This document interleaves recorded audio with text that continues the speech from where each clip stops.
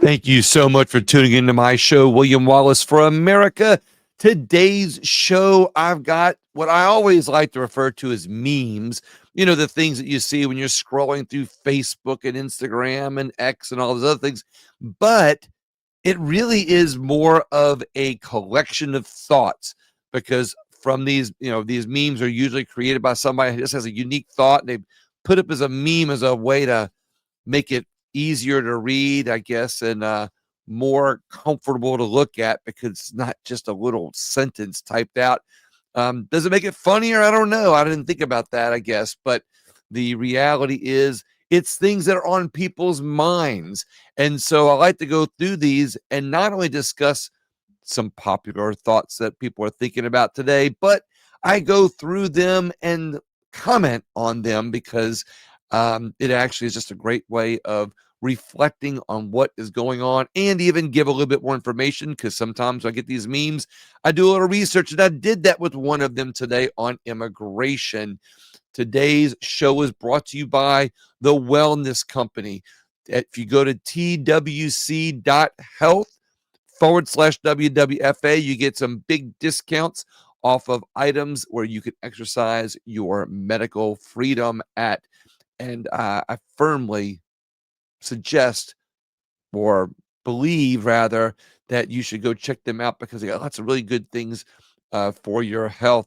My first meme of the show, which I'm gonna have to make a little bit bigger, make myself a little smaller. If you're watching the video down here, I'm all the way down in the bottom left-hand corner.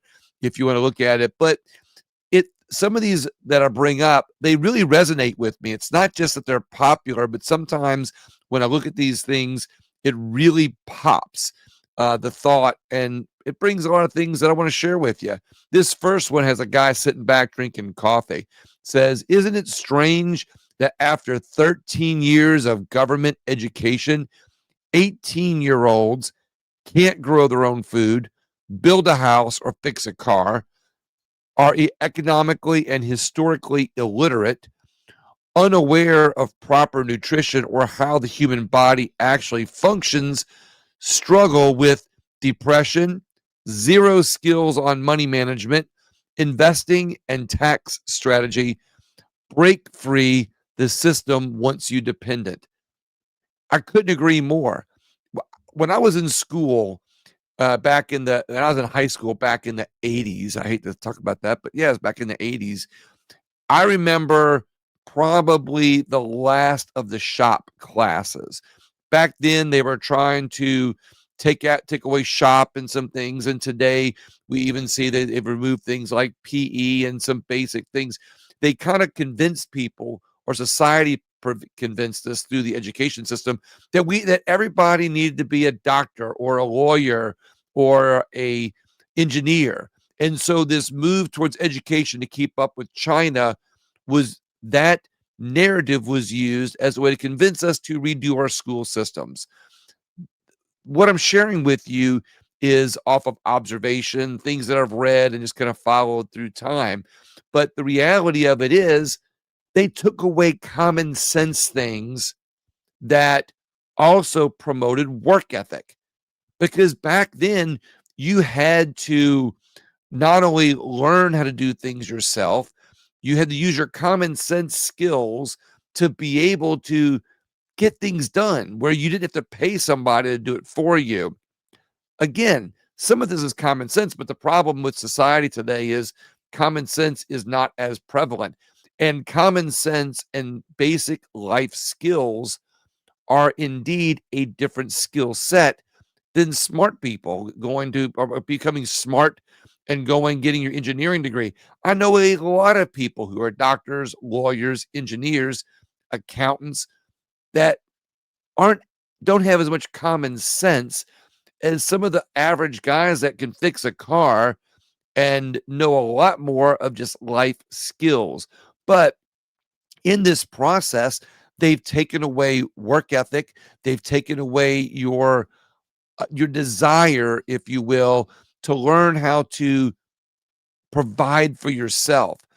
And that also comes with government intervention. You see, what happens is in all of this, where they've convinced us that you have to go to college, of course, who benefits from college? The well, I say the universities, but the government and all the student loans and fees. And then they convince you that, you don't shouldn't go become an electrician or a plumber. Instead, they've taken away those life skills that make us self-sufficient. And in the process, government has taught us that we need more government through the narratives and the ideological process that they've brainwashed us with. They teach us that we need to be more dependent on government.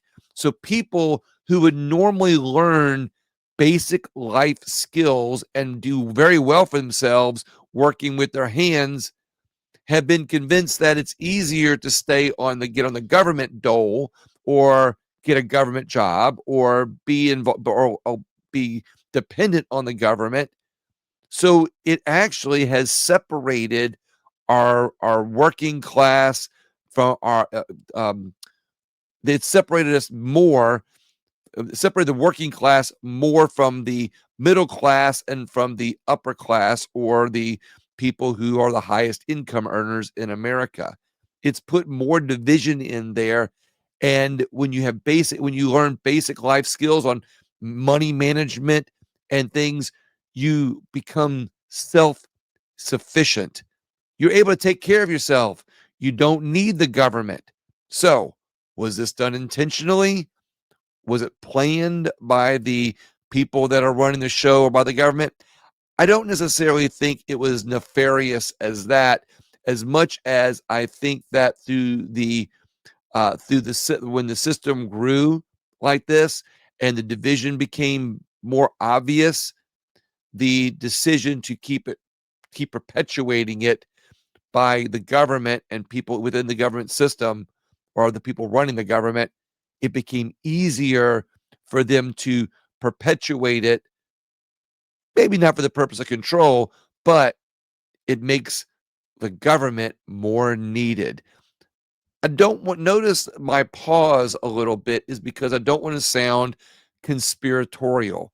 Because I've said before, I don't believe there's some man behind the curtain that is controlling the show, that has designed it and engineered it this way, and uses his puppet strings to control society. That's kind of what it sounds like, and it kind of gives people, how shall I say, people tend to shut off some of the conspiracy theories.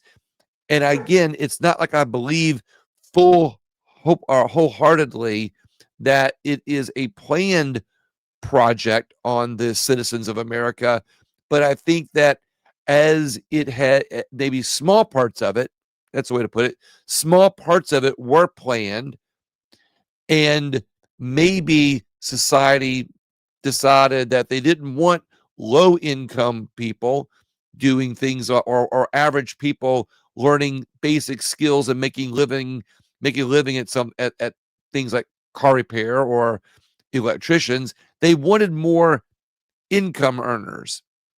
There was a some sort of a reasoning to have better educated people in our society, keeping up with the Joneses in China, or let me reword that. I said that intentionally like that. Keeping up with the people in China was an excuse for it, and somehow or another we got away from teaching basic life skills where people become independent, become self-sufficient, and don't need government. Who's controlling it? Who made it that way? I don't think there is a man behind the curtain doing it, but I do think that as government has benefited from it, government has gotten bigger as a result. And when government grows and gets more control over people, government needs more control to be able to provide for it. Government needs us dependent on it so it can grow, the budget can grow, and it gives politicians an excuse to continually borrow more money to fund it. I went on a little bit longer with that meme than what I expected to, but I do have my next one coming up. The next meme that I have up is it says, "How is it possible for Dems and the media to convince millions of people that Republicans who didn't cast one vote for Obamacare are responsible for the health care debacle 100% caused by Obamacare. We're not hearing this argument as much. But we do know that because of the last shutdown, that the remnants of Obamacare that are costing the taxpayers billions of dollars were some of the reasons, or was one of the reasons. Well, there's, of course, there's many things within Obamacare that are causing many problems, but it was because of Obamacare and the collapsing of it that caused the shutdown the last time. It was one of the reasons. Now we're finding out just how many billions of dollars the taxpayers in America are being burdened with because of the remnants of Obamacare. But the narrative back then was that the Republicans didn't want to vote for it, but it's convenient how they cover it up now that it wasn't the Republicans that got it in place, it was the Democrats. So now they're scrambling behind the scenes to be able to salvage the things in Obamacare that help fund their pet projects and help fund their programs that keep them in office. But again, we don't hear about this as much as we should be. My belief is it's both sides trying to cover things up because both sides benefit from the argument. It's like many things that are happening within our political system. You know, both sides benefit from the argument. So they really don't care about the solution because, in some way, shape, or form, they're either benefiting from raising money that they're going to fight the problem, or they're benefiting from what the problem is funding for themselves on their side of the aisle.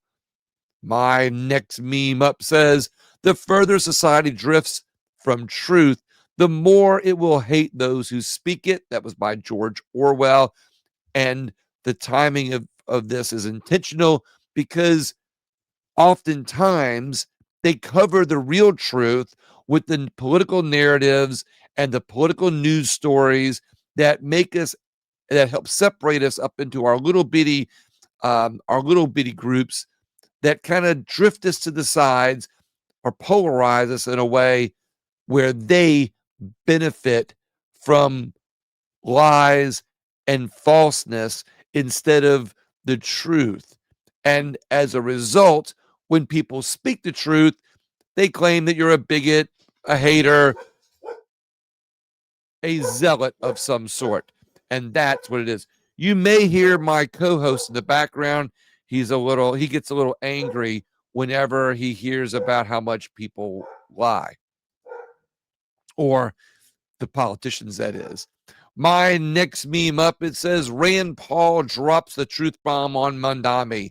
Socialism always sounds free until the economy collapses and families flee. Venezuela proved it. Now states like New York and California are learning the hard way. Americans are leaving big government states for more freedom. A lot of these states, New York and California, that have socialist type of policies. And again, it's one of those things that when you say words like that, the average person says, "Oh, there goes that person again. They're speaking about, they're speaking about socialism or communism," and it sounds like conspiracy talk. And maybe, just maybe, people like me or the people on the right shouldn't use the word communist or socialist to describe the people on the left or Democrats. Maybe it's an accurate depiction.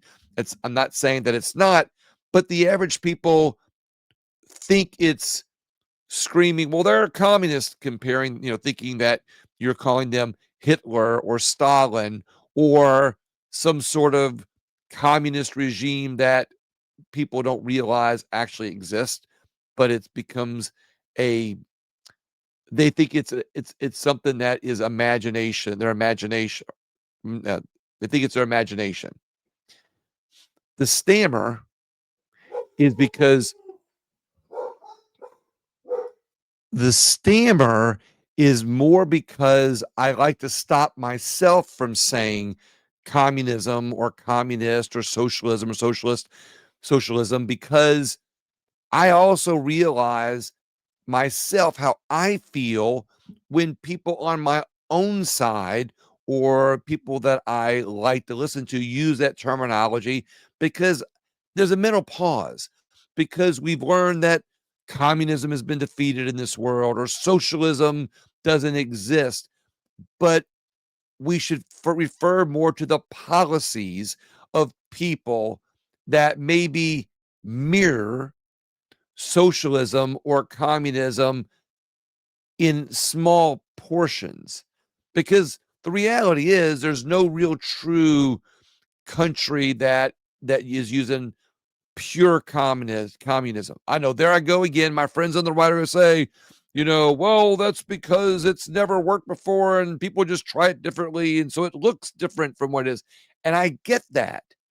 I absolutely get that. But it's almost like when I talk about how people like to throw stones at when they say, oh, those people on the left or those people on the right, you lose a lot of people that would normally take notice of people on the right or left on what they're doing. You lose the attention of people that might look at the actual policies that we're referring to when you call somebody a communist or socialist. But the second you call them communist or socialist, they go, oh, that doesn't exist. That's not happening in our world. So we need to refer more to the policies that, in this case of this meme, are the reasons why people are leaving California and New York, because the policies create an economic situation where people don't benefit. They end up paying a lot more in taxes. They get a lot less from their government. Their neighborhoods and communities are crumbling as a result of the bad policies. And they don't see it as communist type policies or socialist type policies. They see it for other reasons. And so we just have to learn how to communicate that it's the policies from these politicians that just happen to be Democrats. I'm not playing the middle, but I am simply saying there are some things that we have to communicate differently in this world, because they've they have successfully divided us up so much, in fact, that we tend to not look at policies, but we start looking at the labels that we're putting on people. And so nobody looks behind the scenes to see the policies that got not only those states there, but other communities around the country. You look at New Orleans in the area where I live, and New Orleans has some horrible policies that are creating an out migration of people and an out migration of business and industry instead of uh, migration to it. And as a result, that city is having some huge deficit problems. Don't have time to go into that, but you can look that up. I think the new administration just had to borrow something like $150 million just to make payroll till the end of the year, so the city services aren't shut down until then. Not many people are talking about that on a national level. And my next meme is from the Atlas Society. Now, the meme itself refers to communism. It says we need a dictatorship to save democracy. It's kind of funny. Have a little. It's a has a That's the title in the meme. It shows the Atlas Society, shows a blonde-haired woman about 70 years old, looking real stern in a blue suit with two blue flags with little gold stars and a circle on it. Makes it look like it's almost like it's from a communist country, if you will. And again, the meme reads, "We need a dictatorship to save democracy." Above, the Atlas Society made a comment, and it says, "Democracy dies in bureaucracy." My understanding on this particular meme was that there's a they're basically here saying that a lot of people on the Democrat side of the aisle talk more about policies that sound like they're creating a dictatorship, like Mandami taking over taking over private property for the public good. Not going to go down the rabbit hole, but that's the general consensus or the gist of it. And there are a lot of other people, a lot of other political people around the country that happen to be Democrats saying similar things about government and their communities.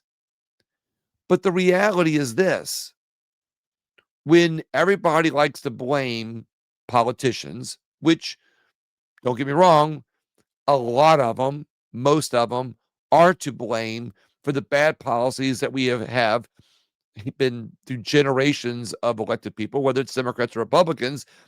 A lot of times the mess that we're in is because of the pendulum swinging and who's in control.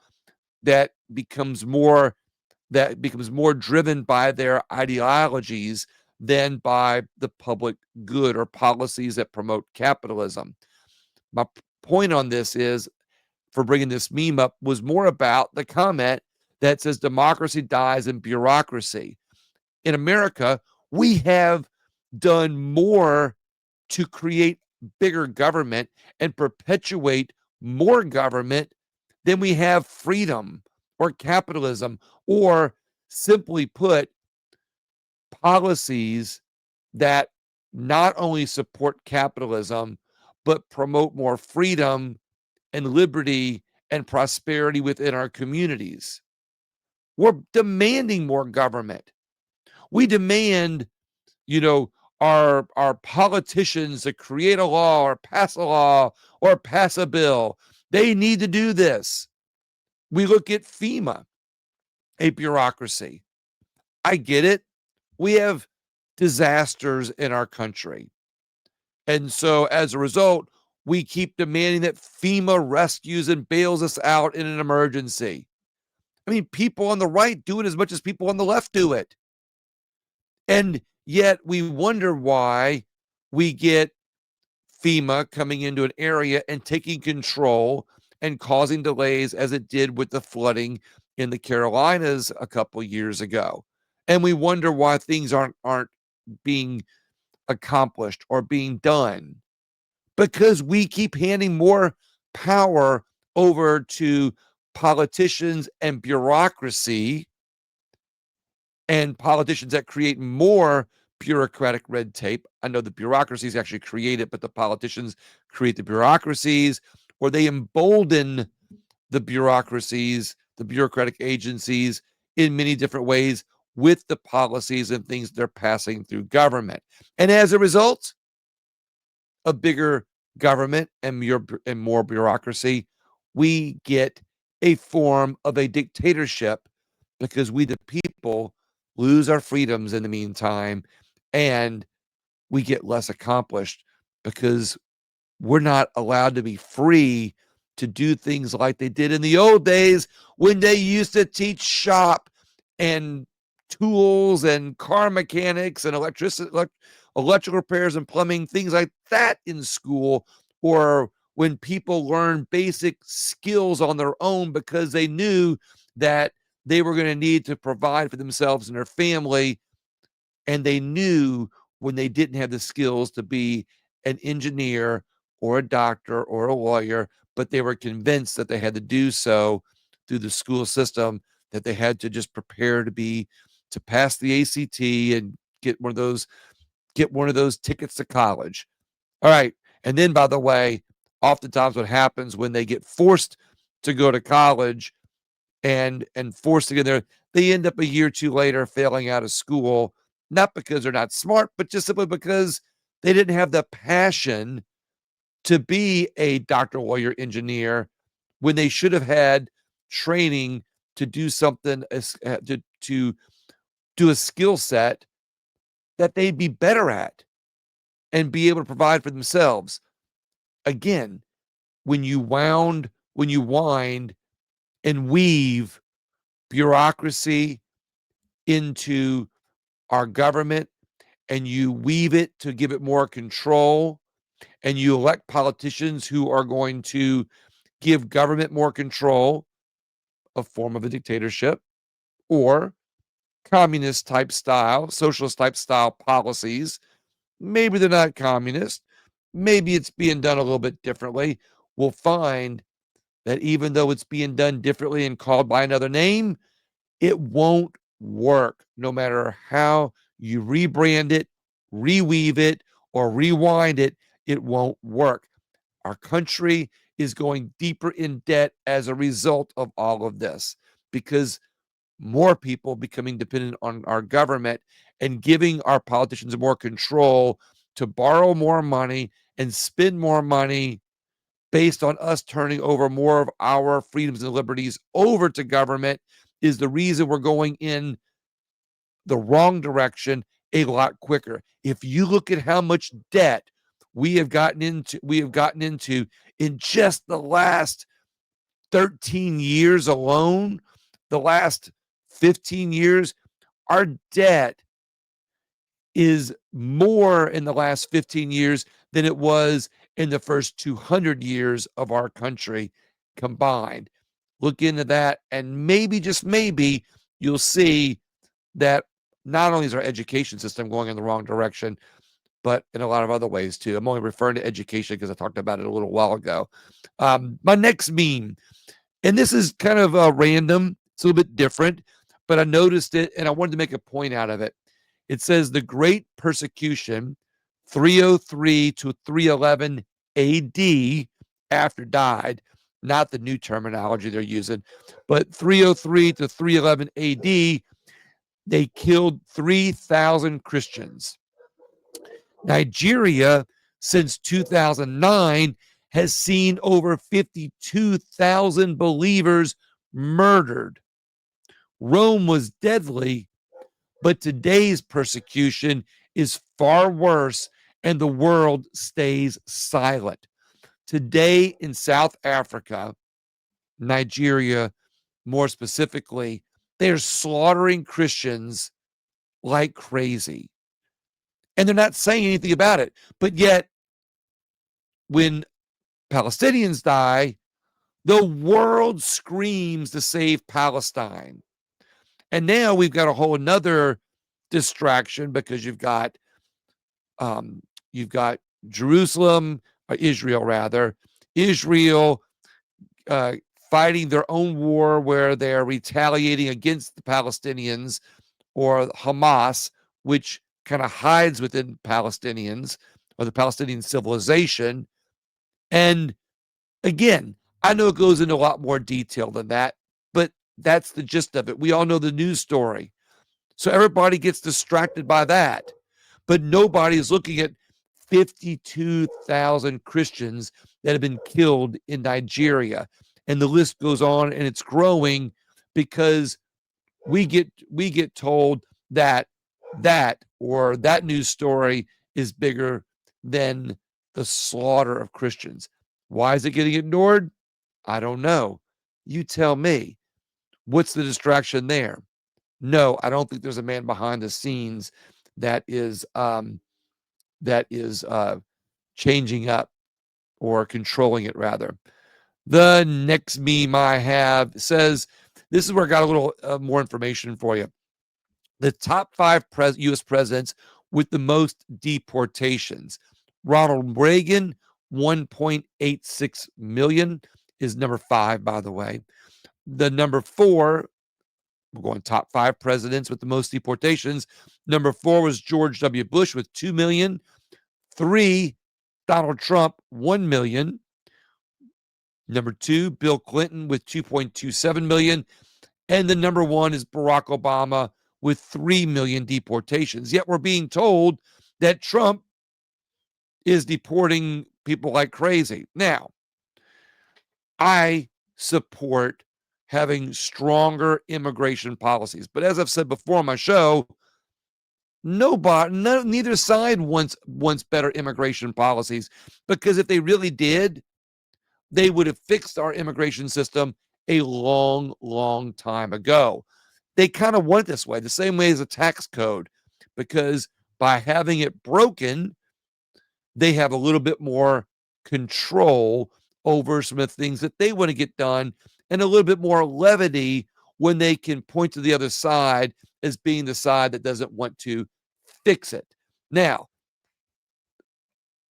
going a little bit further into this, they want to blame Donald Trump about what's going on with ICE. Now, as I've said before, I support the general direction of most of the policies that Trump has. I support the deportation of people who are here illegally. I wholeheartedly welcome people who want to come here legally. And I would love to see people coming here legally, being a part of the American system, being a part of American society, assimilating, working together with other people hand in hand to bring your qualities that might be different from another country to our country as a way to work together to make America that melting pot, to give it the character that it has when you have people from all over contributing to it together. But I'm in support of deporting people. Now, is it being done the right way or the wrong way? Should ICE be as aggressive as they are? That's being debated in the public square. I get it. My show today is not about that, so I'm not going to get into a lot of details about it.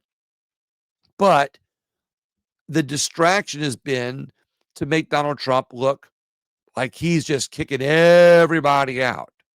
Now, we have I just want to give you a little bit more information to give you some more facts instead of just talking about the hot topic of what Donald Trump is doing, like everybody else is. The facts are, now granted, the data that we collect today reflects Ronald Reagan, 2 terms, George W. Bush, 2 terms, Donald Trump, a term and a 1.25 terms, Bill Clinton, 2 terms, Barack Obama, 2 terms. So, because he had 3 million people, most read that the wrong way. My point is, of course, their numbers are going to look like they've kicked more people out to make the argument for people who are in support of the deportations. See, Bill Clinton, the Democrat, Barack Obama, the Democrat, they're talking bad about Donald Trump today, but they did it more. Well, we haven't had 2 full terms of Donald Trump yet. However, the other thing to take into account is Donald Trump is dealing with many more millions of illegals than any of them have, especially because they were brought in by a Democrat president, Joe Biden. But I've got a little bit more information that I want to use along with this meme. By the way, this meme has a picture of a girl in the background, kind of looking up, reading it. So I tried to describe the memes a little bit. So I looked up and I Googled how many, which president deported more people. And I came up with I'm gonna bring up my next diagram. So if you're watching the video, you'll see my next meme, which is a graph of deportations under U.S. presidents. So it kind of gives the data. It shows the data, the real hard statistics. So that way I'm not using narratives on this. And then I brought up an article, which I'll read through the article a little bit. The article is from factually.co. And when I looked up who had the most deportations, this article came up. It says how many immigrants were deported annually under each U.S. president since 1990. The reason I'm going to share it with you is because it had some really good information in here. It did say that a lot of people just share whatever they see. You took a moment. Factually is a nonpartisan place to get straight facts, supported to keep it independent. So, executive summary, quantifying annual deportations by U.S. presidents since 1990 is complicated by multiple data categories: formal removals, returns. The reason, again, one of the reasons I'm reading this to you is every administration used different terms. So there's no consistency to see who really the bad guy is. My point of this isn't to say that you're wrong, Donald Trump's not a bad guy, nor is it to say he is a bad guy. I agree with the deportation of illegal immigrants. Is it being done the right way? I think maybe while it has the appearance of being heavy-handed, could there be a more diplomatic kind of way to do it? Possibly. Is this being done this way to for support from people on the right who have been adamant about deporting illegals and closing the border? And is it being done this way to, make them cheer to get more support from the people who are louder in the back? Or is it just the most efficient way to do it? I'm not going to discuss some of my ideas. Again, time purposes, and that's not where I'm going with this. Really wish we could give you information, but I do want to make the general observation that either one could be a possibility. Of course, if you don't like Donald Trump, you're going to say he's fanning the flames to rally his support. And if you like him, you're going to say that's what he promised he was going to do. He's doing what he said he was going to do. And do you give him credit for doing what he said he was going to do? Just like Barack Obama did exactly what he said he was going to do, and his people supported him, and people on the right jeered at him. Either way, back to this article. Title 42 expulsions and voluntary departures are among the terms being used by other people, like removals and returns, and by different agencies reporting, excuse me, in different ways. Available sources show presidents and parties vary considerably, with Barack Obama's 2 terms often cited as the highest in raw removals, and Democrat administrations removing more people overall between 1990 and 2018. Democrats 3.9 million versus Republicans 2.7 million. The Migration Policy Institute finds 1.1 million deportations under Biden from 21 to 24, on pace to match Trump's 4-year total of 1.5 million. And ICE's public statistics remain the primary raw source for year-by-year counts. So there were some interesting questions on this article, which I'll read. I know I got off the memes a little bit to kind of back up one of the memes with some information. And again, you might look at while you're watching the video and listening to me, you can always look at this data that I'm just holding up here on the screen if you're watching me on Rumble or on YouTube, where you'll see lots of data going from Ronald Reagan to both the Bushes and on to the Clinton, and then of course with Obama, Donald Trump, and then Joe Biden in there. So back to the article and factually, question was why the headline question is harder than it sounds: data categories and counting methods.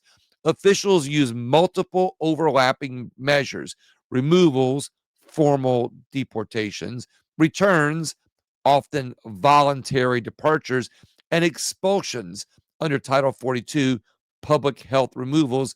And some sources lump expulsions into overall repatriation totals. That makes it clean per president per year deportation number elusive. Migration Policy Institute explains that Biden's 1.1 million figure from 21 to 24 sits alongside roughly 3 million Title 42 expulsions from 2020 to 2023. So again, there's a little disparity because it looks at how many he kicked out or says he kicked out, but they're saying as many that during Biden, as many as 30 million illegals came into the country. Next interesting question. What major analysis say about the 1990 to 2018 period. Scholars and think tanks have aggregated DHS and ICE data to show party level patterns. Cato's review finds that from 90 to 2018, Democrats presidents accounted for roughly 60% of removals. Gave you that information already. Recent presidential terms, headline numbers, and contesting claims. Contemporary reporting and analysis differ on who deported the most. The Migration Policy Institute reports the Biden administration and registered roughly 1.1 million removals from the years 21 through 24 and was on pace to match roughly 1.5 million deportations carried out during Trump's first 4 years. My interesting thought on this is it's kind of like jobs. Presidents like to say, we created 1 million jobs for America, or whatever number they pull out of their ears. But they don't talk about how many people got laid off. 20 million people got laid off, but we created 1 million jobs. You only netted 1 million. Or you only netted a loss of 19 million. When they put the information out just by itself without showing the data around it or the other data, it makes it really gives a false impression. Kind of like Biden's going around right now saying he created more jobs. Well, did he net creating more jobs? Or did he create a lot of jobs, but they lost so many that it just kind of took away and made a less of a net result? You get where I'm going with this. So I don't think that they are doing that in this article, but they're making the point of actually how many were deported and not what the net result was. Why administrations and advocates disagree about who deported more. That's where I was going with this. Disputes hinge on methodology and political framing. Administrations and supporters may emphasize returning migrants via expulsions or voluntary departures as policy successes. Critics emphasize formal removals and human rights consequences. Migration Policy Institute highlights that combining deportations, expulsions, and returns gives Biden nearly 4.4 million repatriations, a larger number than most single terms. But that figure mixes categories that some analysts exclude from deportations. Cato's analysis focuses on formal removals to compare party trends over decades. Different outlets adopt different metrics and therefore produce conflicting headline claims. What the primary public data source says and its limits. ICE's enforcement and removal operations statistics are the canonical public data data set, rather. It's a little bit of a tongue twister here for enforcement counts and breakout removals, returns, and Title 14 expulsion. ICE's site includes caveats about categories and reporting changes over time. What's not in the available reporting and next steps. If you want to read this article, you go to factually.com, by the way.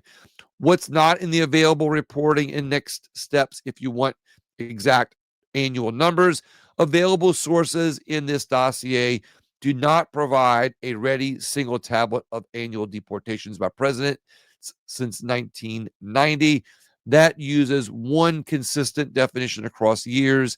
They instead offer totals, averages, and competing aggregates. You can look on this schedule that I have on the video, and you can see that it talks about the number of deportations and the net results of each president in those years. I went off a little bit more on immigration because it's something that is a hot topic now. Of course, my next meme is one from one of my supporters of my show, Richardson Nutritional Center, where you can get 10% off of all apricot seeds. If you're in the know, you know. Go to rncstore.com/WWFA. The next meme up is one from Ayn Rand. It's one of this. I love, if you've noticed, Thomas Sowell, which I have some of his quotes coming up, and Ayn Rand are two of my favorites right now. Or it's more from the Atlas Society, which is it uses Ayn Rand in her work to promote the ideas of capitalism and free markets and freedom in general. So of course I'm going to love it on my show. So the next meme has a picture of Ayn Rand with a quote from her. It says, "Capitalism was the only system in history where wealth was not acquired by looting, but by production, not by force, but by trade. The only system that stood for man's right to his own mind, to his work, to his life, to his happiness, to himself." These are the principles which I referred to early in the show that humans acquire, that humans nurture, that are within that's within ourselves. The desires of freedom, self-perpetuation, the desire to prosper, be independent. These are done if you just let humans be humans, and you don't have bureaucracies and politicians creating policies that benefit one group or another group.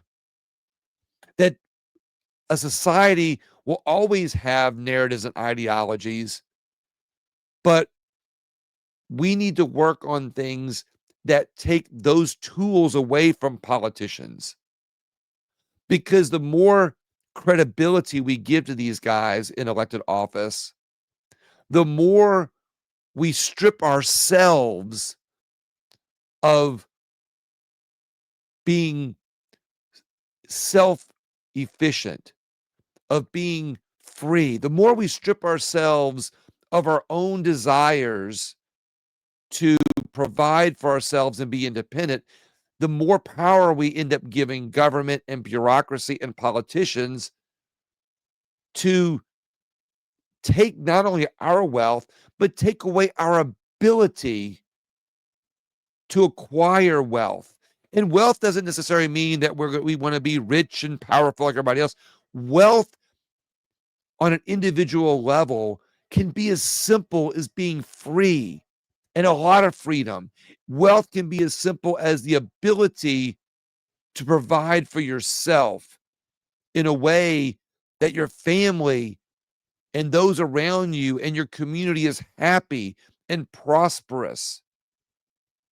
Prosperous doesn't have to mean financially independent. It could simply mean the ability to provide for yourself, that you don't have any wants. Capitalism is the only system in history where we are free to do that. Not acquired by looting, not by production, not by force, i.e., from government, but by simple trade. And we have to find ways to take that power away from politicians. And we do that by empowering ourselves with independence. My next meme is from Patriot Mobile. Please switch your cell phone service to Patriot Mobile. Use the promo code WWFA for a discount, or use Holiday25 for your promo code. But you got to tell them that William Wallace sent you, either when you get on the phone with them, or if you're doing it online, you have to fill out William Wallace, WALLIS, sent you, and that gets you 2 months free service from Patriot Mobile. My next meme is a simple one from termlimits.com. Shows a skeleton behind a computer still waiting for Congress to vote for term limits. The reason they don't vote for term limits is because we keep giving them more power. We keep idolizing and worshiping politicians, and we keep giving them more terms because they get power. The longer they're in office, they get more money because we empower not only them, we empower the bureaucracies that they help fund through their votes and their appropriations. And we give the big corporations more power because we're buying from big corporations instead of the mom and pop stores.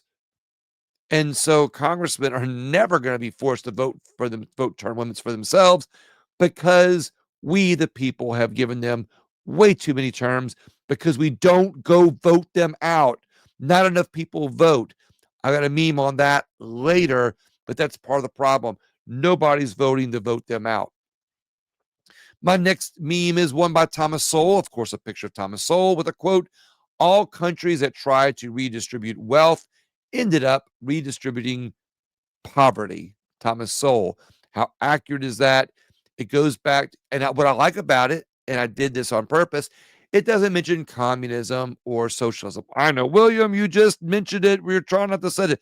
I'm only saying it to make the point, not the point that it wasn't in this quote as much as it's about policy. When we vote for elected politicians, or we fail to vote others in or vote them out, they're able to create policies that redistribute wealth. Sounds communistic, sort of, socialistic, sort of, but that's kind of what happens when these elected officials in office, they're creating policies to redistribute wealth, but not as you might think it. Well, they're redistributing wealth. They're being communists. They're redistributing our wealth like a communist does. No, they're really just kind of redistributing it to other organizations that support their ideologies or support their efforts and their policies to build a government that is bigger and more bloated with bureaucracies, because when elected officials get in office, either on a local level, a state level, or a national level, they become bureaucrats because they begin to see the system differently. They don't see it as a freedom liberty issue. They see it as their job to keep funding government and giving it more power because of the services that it provides for the people. They want services for the people, and they see it being administered from the state and being orchestrated and regulated through the bureaucracies.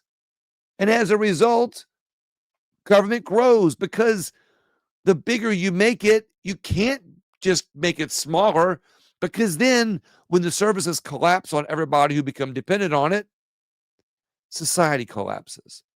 Well, William, you just made the point that we all need more government so society doesn't collapse. No, it's that way because of generations and generations of building government, which means we have to convince more people right now to work on reversing government.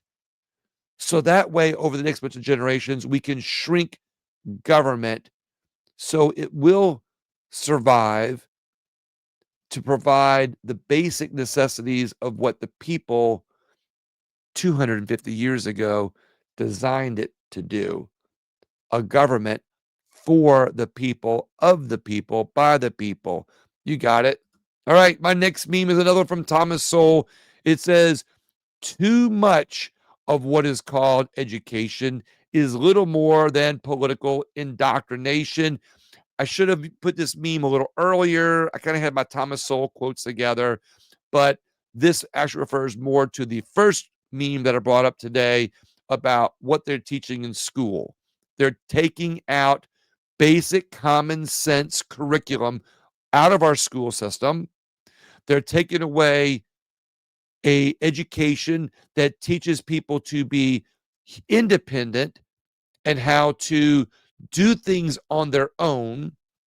and how to be self-perpetuating, and instead they indoctrinate us with what they think that we should do. Of course, they make it think it's our own idea that we should go on to be doctors, lawyers, engineers, and go and get that college education and become so smart that we would just make so much money doing whatever we want to do, and that as a result, we'll be just better off, our society be better off.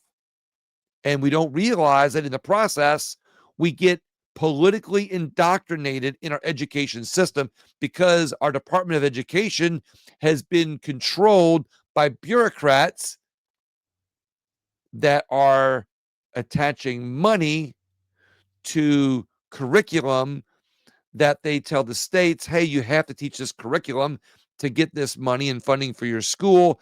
And then they indoctrinate people in the children in school to things that make them more comfortable with being dependent on government and what the government wants us to do, and the forms and the policies and the bureaucratic system.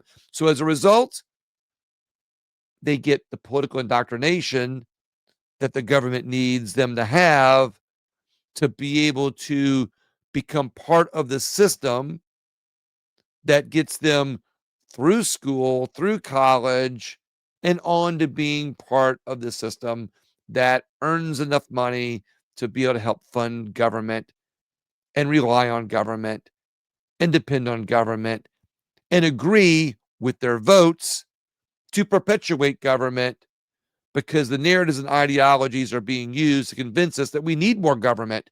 We need this or we need that. And that is why too much of what is called education is little more than political indoctrination. Do I support education? Of course I do.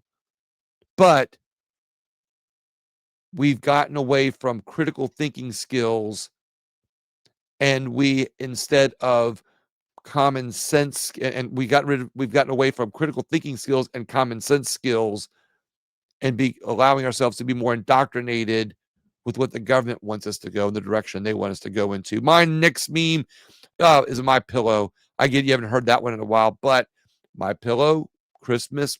Go to mypillow.com. Use the promo code WWFA for some big discounts. The next meme is really a screenshot that I pulled off of Facebook.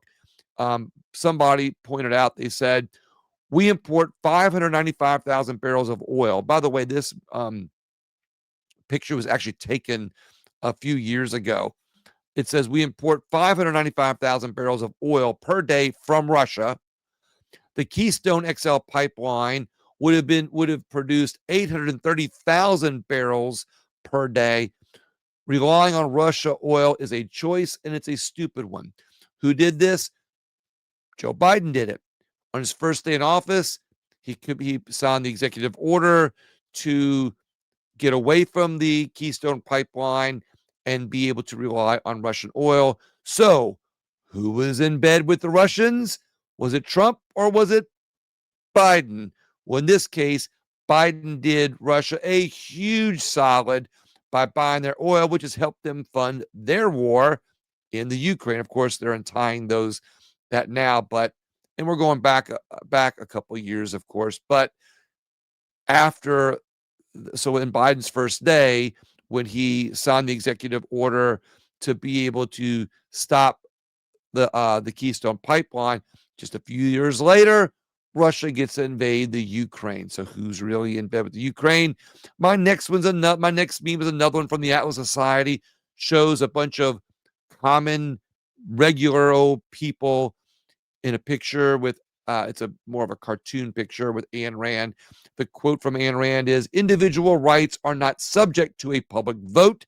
The political function of rights is precisely to protect minorities from oppression by majorities. I brought this up because as I read it, another thought popped to my mind. People always like to think of minorities as, say, Black people or Asian people or Hispanic people. and they tend to think of the majorities of that being a bigger, a word that describes a bigger person or a upper class person, maybe kind of a loose analogy there, a loosely tied together analogy. And I wanted to point out that our individual rights, as I've been saying, are being dictated by the public vote or lack thereof of elected officials from elections where we get 10% turnout.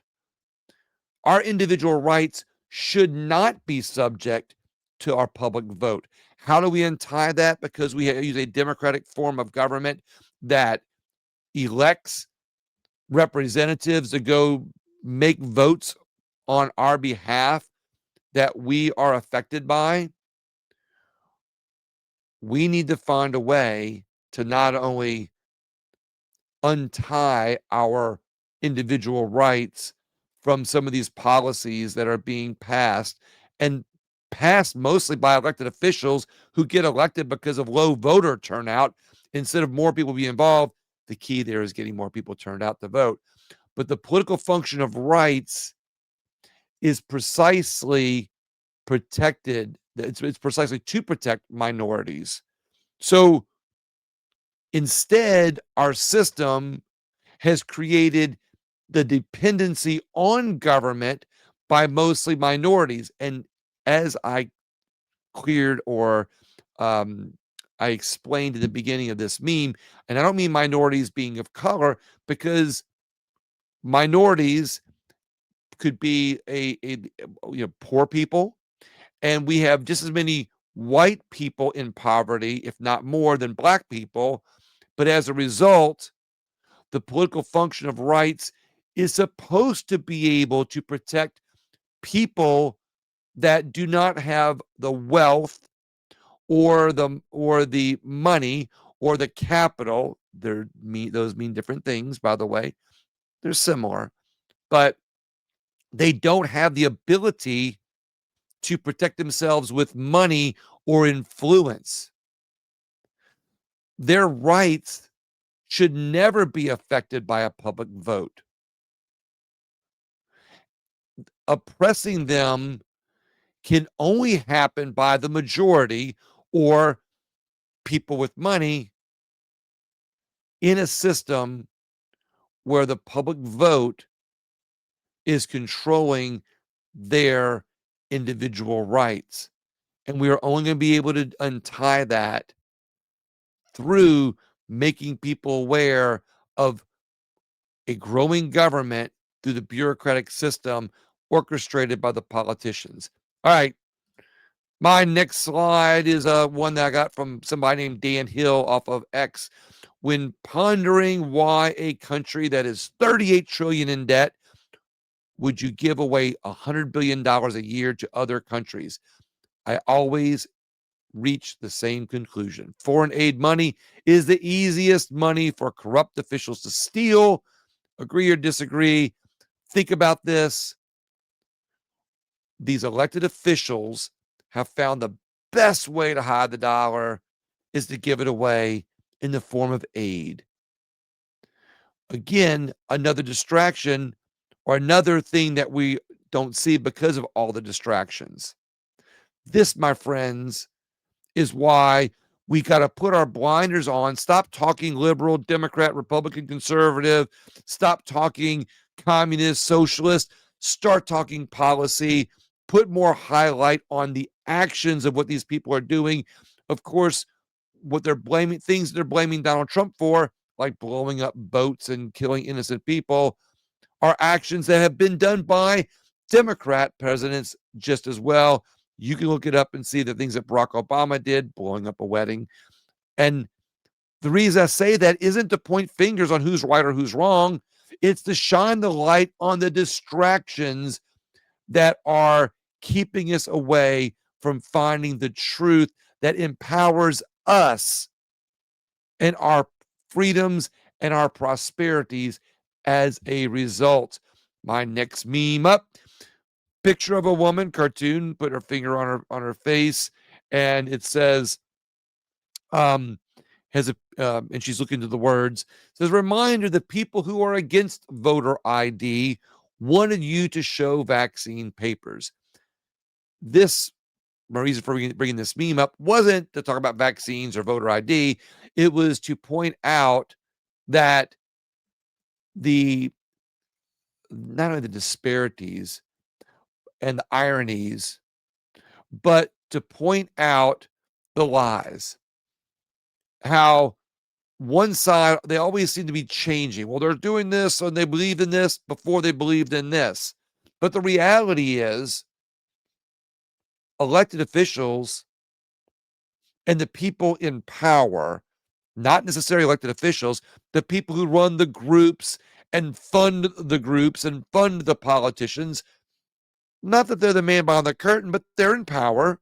They have a lot of influence.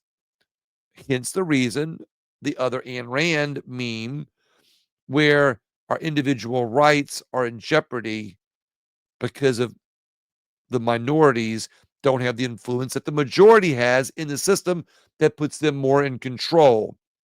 So, reminder: the people who are against voter ID, they were, oh no, we can't have voter ID. That's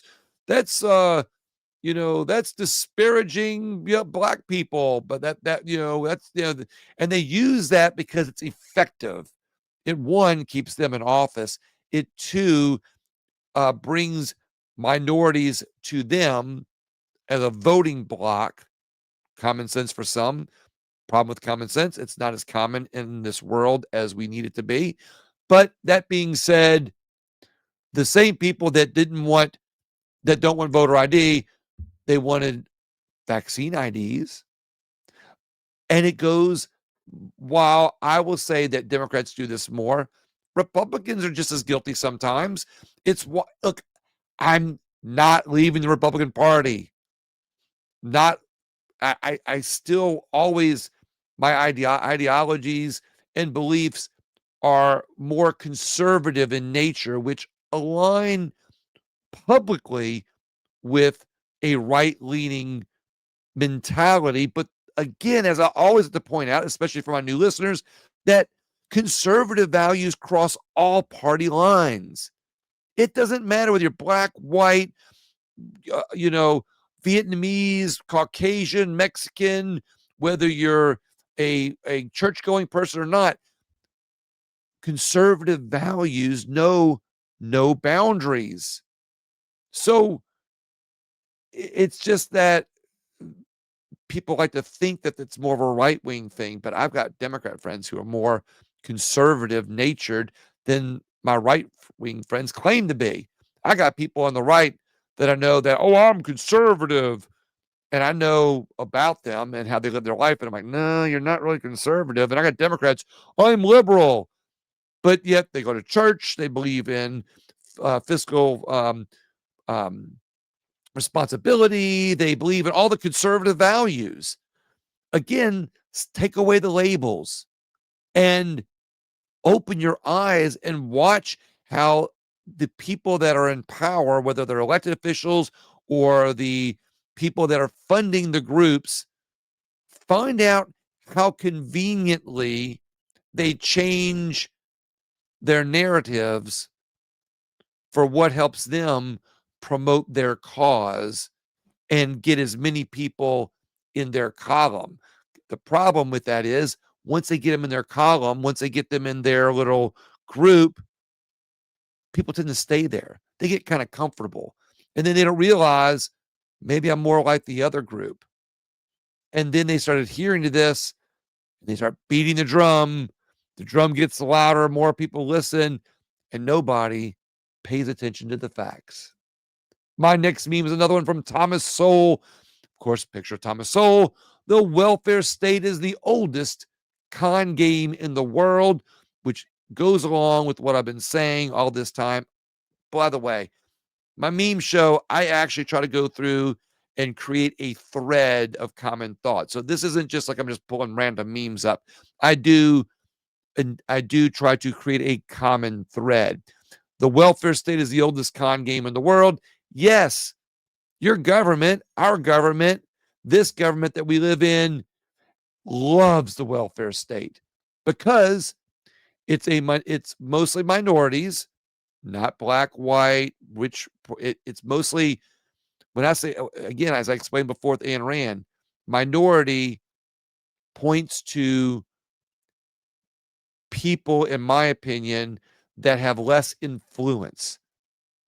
It can be black people, poor white people, it could be population size, but when they don't have influence with money or they're in the minority of influence because they don't have money and don't have the influence or the capital to get the influence, it's easier to convince them that the government is going to help them because the rich people or the political people are not going to help them, but the government will. I know political people are work for the government. I get it, but they are able to disassociate themselves when it comes time for elections. And by doing that, they're able to convince more people that the government welfare state is going to help you. They don't say the welfare state, government's going to help you. And it's here you go. Here's a program over here. All you have to do is not have a father in the home. All you have to do is be poor and we'll feed you forever. Stay poor and we'll pay your rent.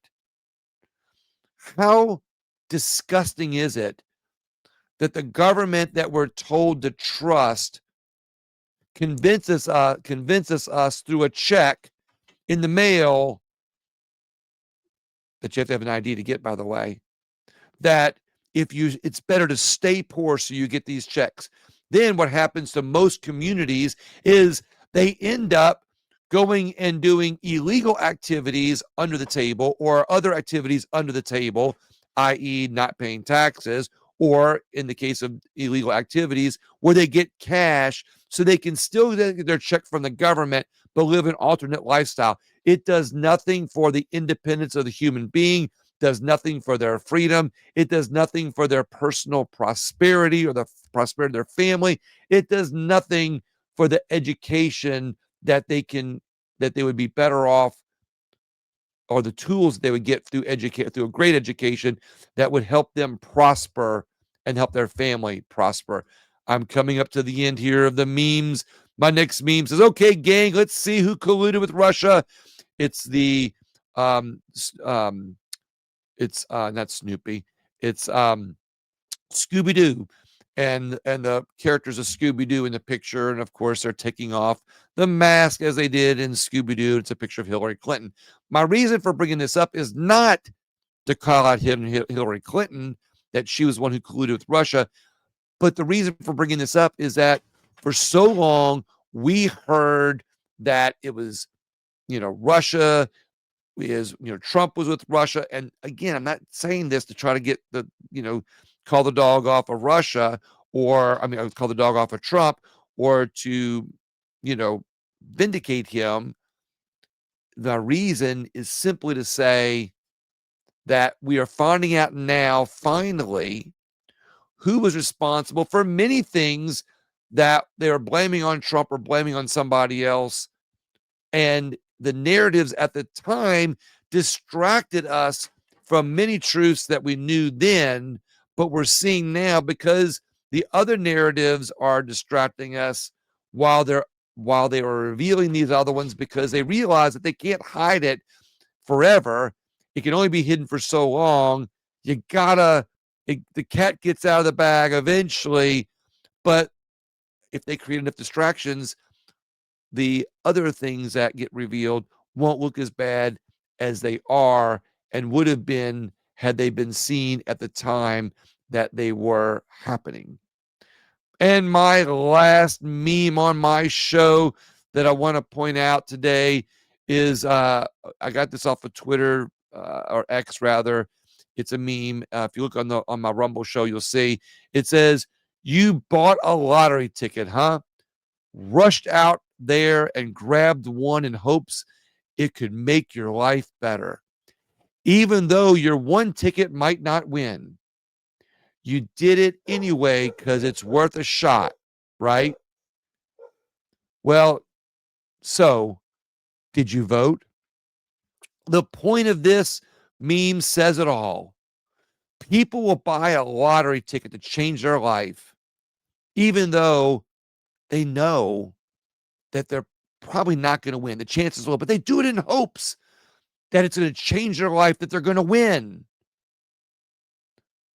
The reality is, most people could change their life if they just got out and vote. Sure, their candidate's not always going to win. But if we flip that script from 10% turnouts to 90% turnouts, where more people show up, we get better candidates. We get better elected officials.